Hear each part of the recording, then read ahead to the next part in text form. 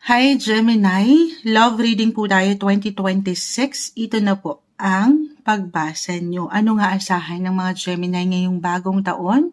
Usaping pag-ibig, relasyon, no matter what your relationship status. Gemini, ano nga asahan nyo this year? Guidance po para sa mga Gemini. Message. Love message.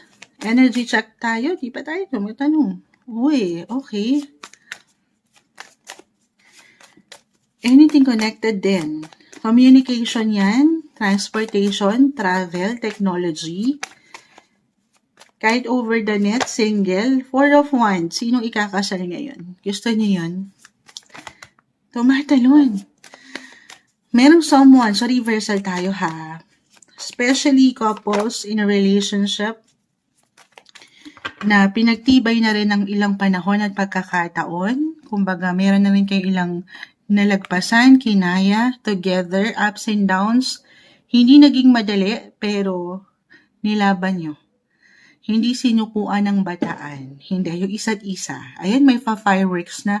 This is a wedding card. Kung hindi man wedding agad-agad, tayo ay general message po, ha? Just only take what resonates, syempre pa. Pero, I see celebration. Celebration ng inyong mga puso. May kasiyahan. O yan yung pinaka-advice. Ano man ang mangyari ngayong taon, ups and downs. Ayan, positive, negative, stay happy. Deserve niya yan. Deserve niyang maging masaya.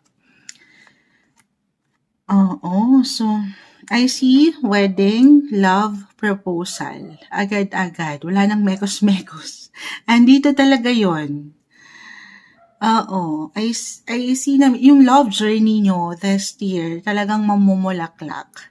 Gusto niyo yun? May pagbuka ng mga bulaklak ngayong taon, Gemini. Ito lang naman ay kung pahihintalutan nyo, very positive yung energy. Single, ayan, kung hindi kayo mismo yung ikakasal, maaaring may ilang connections, reconnections, kahit over the net or maaaring may ilang tao sa paligid nyo. 3. Kayo, yung natural placement nyo is in the 3rd. Actually, mag-highlight talaga ngayong taon ng inyong mga 3rd house. So, I feel na meron talagang, kahit over the net yung connection, single, LDR, meron pwede kayong makilala. Or meron ilang tao sa paligid na siyang pwedeng magbigay daan patungo kay the one. Halimbawa, sa isang party ito, wedding event, celebration. Yes po. Ito lang naman ay kung handa kayo, Gemini. Hindi ito something na kailangan madaliin, okay? Napakahalaga ngayong taon na papaangatin yung inyong mga kakayanan. Natural to sa inyo din. Yung inyong mga bosses, yung inyong social side, connect, communicate. Get to know each other first. Huwag mamadalian ng mga sitwasyon. Take it easy. I-enjoy yung journey na ang ganda ngayong bagong taon.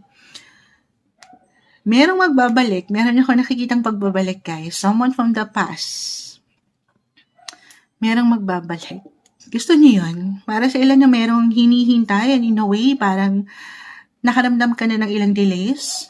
Maring magbalik ito sa iyong buhay ngayong taon. Why not? May connection, reconnection, hi and hello kahit over the net ito. Sino yan, Moonchild? It could be an ex-lover, ex-friendship, someone ex from the past na naging malalim din yung connection nyo. Or in a way, nagbigay diin or nag-iwan ng influence sa iyong buhay. Okay, couples in a relationship, married, ayun nga, mamumulaklak ang mga sitwasyon ngayon. Patuloy kayong sasabay sa agos ng buhay. Hindi madali, ito, the Two of Pentacles sa mas practical, lalo po kung may mga pamilya na kayo, may ilang obligations, mga bata, anak. So, yun pa rin, communication, guys. Sabi nga nila, ang mga bagay-bagay ay maidadaan daw po sa mabuting usapan. Lalo pa sa mga pagkakataon na umaangat yung differences niyo, Gemini. Wala namang perfect relationship. But this is something masasabayan, may solusyon, resolusyon akong nakikita. Paangatin nyo, kahit gaano man kayo katagal na o nagsisimula pa lang, yung enerhiya po. Paangatin yung enerhiya o yung ideya, kahit sa simpleng ideya, pakiramdam na parang fresh starts lagi, new beginnings. Parang nagliligawan pa lang yung energy or kusa talaga 'tong aangat ngayong taon, may kilig. Yes, gusto niyo yun? May kilig, may mga halaman kasi o halamanan at bulaklak dito akong nakikita.